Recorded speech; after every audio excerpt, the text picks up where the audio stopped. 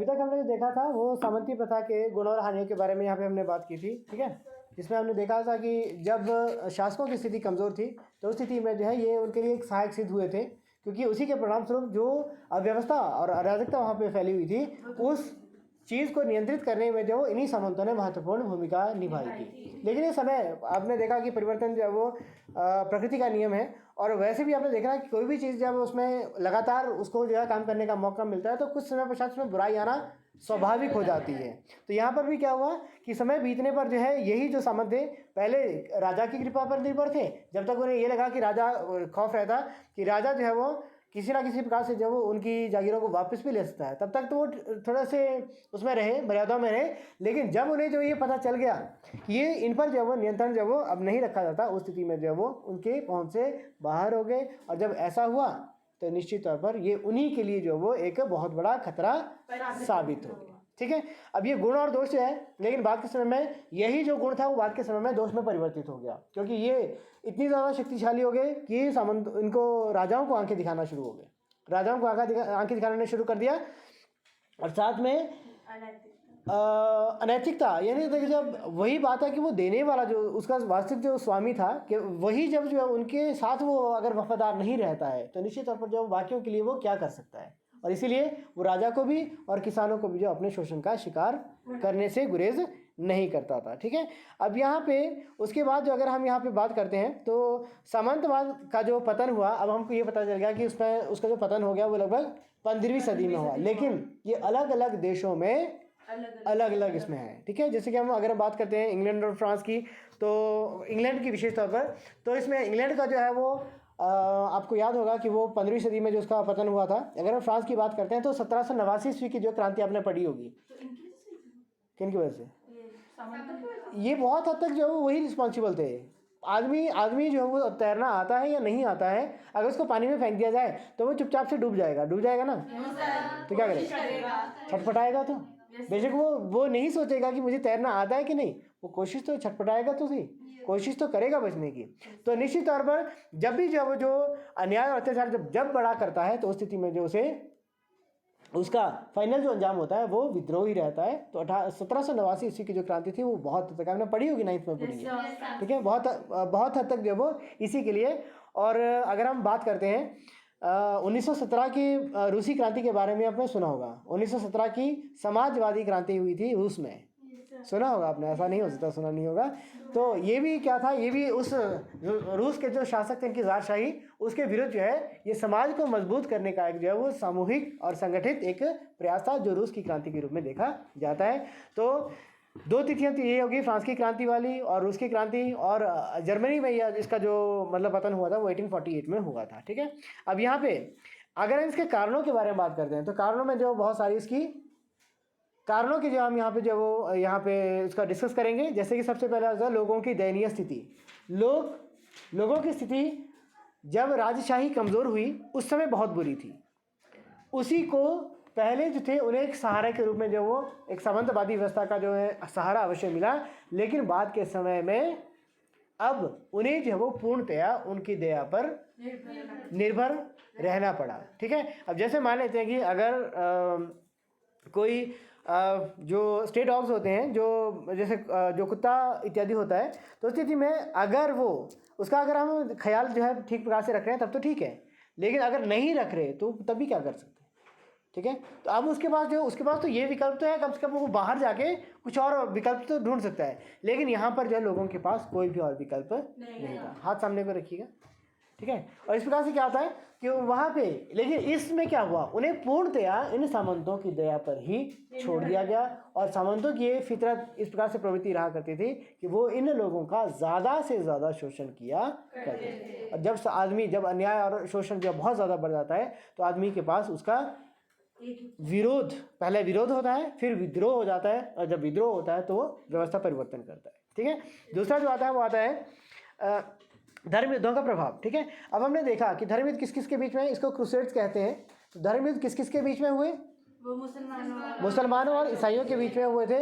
किस बात को लेकर, जेरूशलेम की पवित्र भूमि को लेकर, जेरूशलेम की पवित्र भूमि को आज़ाद करवाने को लेकर जो उनके बीच में युद्ध हुए थे, तो उसी दौरान अभी तक यूरोपवासी जो ईसाई लोग थे ना, वो भी समझते थे कि हमसे ऊपर तो कोई है ही नहीं, हमारी सभ्यता सबसे ऊपर, हमारा ज्ञान, हमारा विज्ञान, हमारा धर्म वो सबसे ऊपर। जबकि उनके जब संपर्क में आए तो उन्होंने देखा कि उन्हें जो मुंह की खानी पड़ी, हार का सामना करना पड़ा, ठीक है। और इसके साथ साथ जो है वो उन्हें, चाहे वो विज्ञान का क्षेत्र था, चाहे वो चिकित्सा का क्षेत्र था, चाहे फिर वो उन्नति का क्षेत्र था, वो अपने आप को जो है उन्हें वास्तविकता का जो यहाँ पे बोध हो गया और उन्होंने खुद को महसूस किया कि वो अभी तक जो वो अरब वासियों से काफ़ी पिछड़े हैं, ठीक है। यहाँ तक कि मैं आपको ये बात बताऊँ कि अरब जो क्षेत्र है ना, लक्ष्मी, अरब जो क्षेत्र है वहाँ पे बहुत ज़्यादा पैसा है, लोगों के पास बहुत ज़्यादा पैसा है, और जहाँ पे पैसा ज़्यादा आता है वहाँ पे भोग विलास जो है वो बढ़ता जाता है, ठीक है। आपने देखा होगा हमारे पास पैसा नहीं है तभी हम फॉर्च्यूनर लेके चल सकते हैं ना, तो निश्चित तौर पर तभी होगा ना जब हमारे पास पैसा होगा तो हम उसका तरह तरह की चीज़ों में, आरामदायक चीज़ों में जो ज़्यादातर प्रयोग करना शुरू करते हैं, ठीक है। तो हमारा जो अरेबियन कंट्रीज़ हैं जो सारी की सारी, उसमें बहुत ज़्यादा पैसा है, इसलिए वहाँ पे उन्हें देखा बहुत सारी। अब जैसे एक और उदाहरण दूंगा, जैसे हम फ़ोन यूज़ करते हैं या टीवी यूज़ करते हैं, LEDs है, फ्रिज है, बहुत सारी चीज़ें हम यूज़ करें ना। यहाँ तक कि मैं ये कहूँ कि सबसे ज़्यादा गरीब जो है वो भी शायद जो है वो आज इन चीज़ों का प्रयोग कर रहा है, ठीक है। लेकिन ये क्या होता है, ये देखा देखी में होता है। अगर हालांकि अब एक कुर्सी हो सकता है कि बैठने के लिए एक उपयुक्त जगह है, वो हमारी नीड भी हो सकती है, लेकिन अगर वही कुर्सी जो है वो बड़ी आरामदायक होगी तो फिर वो ऐश्वर्य आ गया, समझ आ गया। घर अगर सर ढकने के लिए रहने लायक जो वो अगर हो तो वो घर है, लेकिन अगर उसमें आप AC चाहिए, सोफ़ा चाहिए, तो वो फिर जो वो ऐश्वर्य का हिस्सा बन जाया करता है। तो उन्होंने देखा कि ये लोग तो बहुत सारी चीज़ों का जो है वो मतलब भोग विलास की वस्तुओं का जो है वो प्रयोग करते हैं। देखा देखी में उनका रुझान भी उस तरफ हुआ, तो निश्चित तौर पर उन्होंने अपने आप को भी काफ़ी कमज़ोर इसमें पाया। तो निश्चित तौर पर उन्होंने देखा कि सब पिछड़ेपन का जो कारण है वो हमारी जिसको बोलते हैं कि संकुचित विचारधारा का ही एक परिणाम है। नेक्स्ट इसमें आता है वो आता है कृषकों के विद्रोह, ठीक है। और इस प्रकार से क्या हुआ, कृषकों के विद्रोह एक्चुअली हुआ क्या, वहाँ पर एक जो महामारी फैली, प्लेग नामक पहले भी हमने रोमन साम्राज्य में पढ़ी है। प्लेग क्या होती है, चूहों के कारण जो है बीमारी फैलती है, तो उसके परिणामस्वरूप बहुत सारे लोग थे वो मौत का शिकार हो जाया करते हैं। तो यहाँ पर बहुत सारे किसान मारे गए, और जो किसान बच गए, भूमि तो उतनी रही ना, भूमि कम तो नहीं हुई। अब दबाव किस पर आना शुरू हुआ, उन किसानों पर, कि वो उन भूमि पर भी काम करें, ठीक है। अब उनके पास दो ही विकल्प थे, उतने ही पैसों में या फिर ज़्यादा। अब अगर आपने ज़्यादा काम करवाना है तो निश्चित तौर पर पैसों की तो ज़्यादा मांग करेंगे ना। तो जब ऐसा नहीं हुआ तो उस स्थिति में उन्होंने क्या कर लिया, उन्होंने विद्रोह करना जो है वो, पहले विरोध हुआ, विद्रोह जो है उसका जो वो फाइनल अंजाम हुआ। जैसे कि 1358 ईस्वी में जो वहाँ पे फ्रांस में, और 1351 ईस्वी में जो इंग्लैंड में इस प्रकार के विद्रोह हुए, ठीक है। तो ये जो रहा ये इसके कारण रहा। और उसके बाद जो है वो निश्चित तौर पर जो है वो आगे अगर हम बात करते हैं तो यहाँ पे जो है वो मध्यम श्रेणी का उदय, ठीक है। अब यहाँ पे हमने देखा कि उन सामंतों को जो है वो, उन राजाओं को जो है क्यों उनके सामंतों के पास जाना पड़ा, उनके पास धन नहीं था, उनके पास विशेष तौर पर पैसा नहीं था, और पैसा सेना रखने के लिए भी धन नहीं था। तो अब उस विकल्प के रूप में वहाँ पे क्या हुआ, वहाँ पे बहुत सारे नगर अस्तित्व में आए, और नगरों में क्या हुआ, मध्यम वर्ग का उदय हुआ। क्या हुआ, मध्यम वर्ग मीन्स हम जो लोग होते हैं, हम मिडिल क्लास लोग कहलाते हैं, ठीक है। जिनके पास ना तो बहुत ज़्यादा संपत्ति है, धन संपत्ति है, ना बहुत ही कम, झुकी झोंपड़ी में भी में से कोई रहने वाला नहीं है, ठीक है। तो इस प्रकार के हम जो लोग कहलाते हैं वो कहलाते हैं मध्यम वर्ग, ठीक है। तो मध्यम वर्ग जो है उनका जो है उदय हुआ, और इस मध्यम वर्ग के पास दो चीज़ें थी। एक तो इसके पास लेजर टाइम था, यानी कि उसके पास खाली समय था, और दूसरा उसके पास आवश्यकता से थोड़ा अधिक पैसा था। और उन्होंने मध्यम वर्ग में वो कर्मचारी भी आ गए, वो व्यापारी भी आ गए, और उन्होंने जो सरप्लस जो मनी था, जो धन था, वो उसे राजा को देना शुरू कर दिया कि तुम्हें अगर जब वो सामंतों की कृपा पर, सामंतों के पास जब वो उनका मुंह इसलिए देखना पड़ता है क्योंकि आपके पास पैसा नहीं है, आप ये पैसा रखिए, इस पैसे की बदौलत आप सेना का निर्माण कीजिए, आधुनिक अस्त्र शस्त्र खरीदिए, जिसकी बदौलत आप सामंती व्यवस्था को समाप्त करके अपना राष्ट्र, अपने देश या अपने राज्य को मजबूत करने का आप कार्य करें। यानी कि मैं सबसे बड़ी सपोर्ट यदि इस सामंती व्यवस्था के पतन के लिए अगर किसी को कहूँगा तो वह है मध्यम वर्ग। क्योंकि अगर हमने पानी पिया तो उसके पीछे रीज़न होगा ना कुछ, क्या प्यास लगी। तो मीन्स अगर उन्हें जो सामंतों की शरण में जाना पड़ा तो क्योंकि उसके पास पैसा नहीं था, तो वो उसे विकल्प के तौर पर किससे मिलना शुरू हो गया, मध्यम वर्ग से शुरू हो गया। मध्यम वर्ग मीन्स कर्मचारी और विशेष तौर पर व्यापारी, ठीक है। तो इसमें परिणामस्वरूप अब उनके पास धन आ गया और उन्हें जो है वो अब सामंतों की आवश्यकता नहीं, ठीक है। उसके बाद जो वो सामंतों के आपसी झगड़े, और यहाँ पे जो आपने याद होगा कि सामंती व्यवस्था अपने आप में भी और धर्म युद्धों को लड़ने में भी विशेष तौर पर किसके द्वारा लड़े गए थे, सामंतों के द्वारा। और जब भी युद्ध होते हैं तो उसमें दो तरह की हानि होती है, पहली धन हानि और धन हानि। तो निश्चित तौर पर अगर ये हुआ तो निश्चित तौर पर ये भी उनके एक विनाश का बहुत बड़ा कारण हुआ, जिसमें मारे भी तो गए होंगे ना सामंत, बहुत ज़्यादा पैसा भी तो बर्बाद हुआ होगा। तो निश्चित तौर पर ये भी उनका पतन का एक प्रकार से कारण बना। फिर उसके बाद जो आता है वो नगरों का उत्थान आता है, ठीक है। अब जब भी सरप्लस जो चीज़ होती है, जैसे हमारा एग्रीकल्चर से जो प्रोडक्ट्स होते हैं, जो भी हम उगाते हैं, जब हमारी ज़रूरत तक वो होता है तब तक हम उसका अपना गुजारा करते हैं। लेकिन जब वो ज़रूरत से अपनी मूलभूत आवश्यकता से जब वो आगे बढ़ जाता है तो उस स्थिति में हम क्या करते हैं, उसको बेच देते हैं, वो व्यापार का हिस्सा बनता है, ठीक है। और जब व्यापारिक गतिविधियाँ चाहे वो कृषि के कारण है चाहे वो उद्योग के कारण जब बढ़ती हैं तो उसके परिणामस्वरूप विकसित होता है नगर। क्या होता है, ये तीनों चीज़ें आपस में जब वो जुड़ी हुई हैं, एक चीज़ बढ़ती है तो दूसरी चीज़ को उसमें सपोर्ट मिलता है, ठीक है।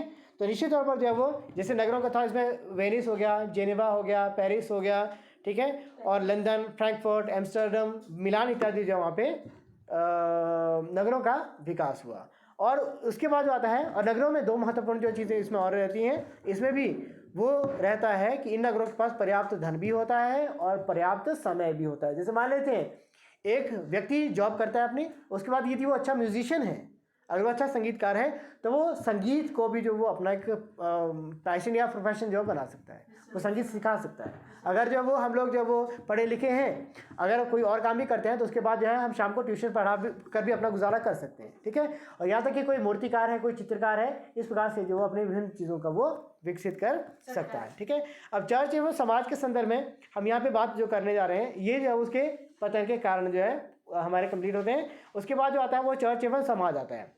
अब बात यह आती है कि चर्च और समाज आपस में इस कदर जो वो मिले हुए थे कि चाहकर भी वो अपने आप को एक दूसरे से अलग नहीं कर सकते, क्योंकि हमारे समाज में, इनकी ईसाई समाज में, चाहे बच्चे का जन्म होता है, चाहे वो शिक्षा होती है, दीक्षा होती है, विवाह होता है, तलाक होता है, वसीयत होती है, ठीक है, सारे, यहाँ तक कि न्याय होता था, वो सारे का सारा किसके नियंत्रण में हुआ करता था, चर्च के नियंत्रण में हुआ करता था। एक सामरिक दृष्टि, पोप हो गया एक मात्र एक फिगर जो केवल दुनिया में एक ही है। लेकिन अगर हम चर्च की बात करते हैं तो चर्च क्या होंगे, वो सारे के सारे लोग उसमें शामिल आएंगे। उसमें पोप भी आएगा, उसमें पादरी भी आएगा, आर्च बिशप भी आएगा और बिशप भी आएगा, ठीक है। तो इसमें जो वो चर्च एवं समाज, ये पॉइंट्स आप इसमें ऐसे कर लोगे ना, ठीक है। चर्च एवं समाज, इसमें सबसे पहले जो चर्च, उसके कार्य जैसे मैंने उसमें बताया कि जन्म से लेकर मृत्यु तक या मृत्यु के बाद वसीयत तक भी वह जो था वो सारी की चीज़ों का उपयोग किया करता था। कौन, चर्च, जिसमें विशेष तौर पर मुख्य भूमिका निभाते थे पोप, आर्क बिशप, बिशप और पादरी, ठीक है। उसके बाद जो आते हैं वो सेकंड जो इसमें आता है वो आता है मठवाद, ठीक है। अब यहाँ पे मठवाद में विशेष तौर पर जो हम क्या करेंगे कि ईसाई धर्म की जहाँ पे शिक्षा दीक्षा जो प्रदान की जाती थी वो कहलाते थे मठ। क्या कहलाते थे, मठ। और इसमें रहते कौन थे, भिक्षु एवं भिक्षुनियाँ, ठीक है। जो पुरुष होते थे वो भिक्षु कहलाते थे और जो महिलाएं होती थी वो भिक्षुनियाँ कहलाती थी, वो आश्रमों में रहती थी। इसको इंग्लिश में कहते थे मॉन्क्स, पुरुषों के कहते थे, और नन्स स्त्रियों के कहते थे। वैसे भी आपने देखा होगा कि जो मिशनरी होते हैं उसमें सफ़ेद से कपड़े पहन के रखे होते हो तो उन्हें नन कहते हैं ना, ठीक है। तो वो सारी की सारी चीज़ें वहाँ पे वो ननरीज, जहाँ पे पुरुष रहते थे उन्हें मोनेस्ट्रीज कहा जाता था, और जहाँ पे स्त्रियाँ रहती थी उसे ननरीज कहा जाता था, ठीक है। और उनका एक मुखिया होता था, उसको कहते थे अबॉट। क्या कहते थे, अबॉट, ठीक है। और जो महिलाओं की होती थी उसे अबैस कहा जाता था, अबॉट और अबैस। मठ और दूसरी तरफ आश्रम, मठों का हो गया अबॉट और दूसरी तरफ हो गया अबैस। ठीक है, अब यहाँ पे क्या हुआ कि इस प्रकार से मठों का उदय हुआ। मठों का उदय में दो प्रकार के विशेष तौर पर मठों की यहाँ पे हम बात करेंगे। पहला हम बात करेंगे, इसकी बात करेंगे बेनेडिक्ट की। ठीक है, सेंट बेनेडिक्ट। एक्चुअल में क्या हुआ कि सेंट बेनेडिक्ट ने जो है क्या किया कि वहाँ पे 529 में एक मठ की स्थापना की। ठीक है, इसको आपने वैसे भी अलग से हमसे सवाल पूछा जाता है कि सेंट बेनेडिक्ट मठ के बारे में जो कुछ लिखिए या उसकी स्थापना कब और किसने की थी। ठीक है, तो यहाँ पे ये किसने की थी? सेंट बेनेडिक्ट ने की थी 529 ईस्वी में। और इसने विशेष तौर पर जो है इसमें किन चीज़ों का जो है वहाँ पे उल्लेख किया गया, ये था उसमें कठोर नियमों का, कि जो इन मठों में रहने वाले जो भिक्षु थे और जो भिक्षुणियाँ हैं उन्हें कठोर नियमों का पालन करना होगा। जैसे ब्रह्मचर्य का पालन है, संपत्ति का एकत्रित ना करना है, विवाह नहीं करना है, और व्यभिचार या गलत जो कार्य हैं उसमें जो अपने आप को शामिल नहीं करना है। तो वो सारे के सारे जो वो किसने बतलाए यहाँ पर? सेंट बेनेडिक्ट नामक मठ में इस बात को प्रसारित किया गया। ठीक है, उसके बाद जो है वो बरगंडी का जो मतलब वहाँ पे जो विलियम था, विलियम प्रथम ने वहाँ पे क्या कर लिया, 910 ईस्वी में क्लूनी मठ की स्थापना की। किसकी? क्लूनी मठ की स्थापना की। और ये क्लूनी मठ क्या था? ये विशेष तौर पर जो है पहले वाला हमने देखा यहाँ पे भिक्षु और भिक्षुणियों के लिए जो वो वहाँ पे नियम बदलाए गए थे, कठोर नियम। लेकिन यहाँ पे क्या था, यहाँ पे जो भी बुराइयाँ इस समय तक जो है वो हमारे धर्म में, मठ में या चर्च में आ गई थी, उन सब चीज़ों के विरुद्ध जो है यह एक आवाज़ उठाई गई। ठीक है, उसके लिए जब वो खुलकर जो है उन्होंने उस चीज़ के बारे में यहाँ पे जो उसका विरोध कर लिया, क्योंकि यही मठ और आश्रम जो थे, जैसे हमने देखा कि क्लूनी के टाइम में जो है यह बहुत ही एक पवित्रता के एक मुहूर्त होते थे। ठीक से है ना, समझना? ठीक है, ये पवित्रता और सच्चाई के एक मुहूर्त होते थे। मतलब किसी भी प्रकार से आप उसको जो है वो कोई चलन नहीं कर सकते, कोई उंगली नहीं उठा सकता इन मठों में, इन आश्रमों में। वो बहुत सीधा साधा और पवित्र जीवन व्यतीत किया करते थे। लेकिन समय बीतने पर जो ये मठ था, ये जो भ्रष्टाचार के अड्डा बन गए। ठीक है, मतलब सारे वो दूसरों को तो उपदेश देते थे, लेकिन जो खुद बहुत ही ज़्यादा पतित जीवन वो व्यतीत किया करते थे। तो इसीलिए सेंट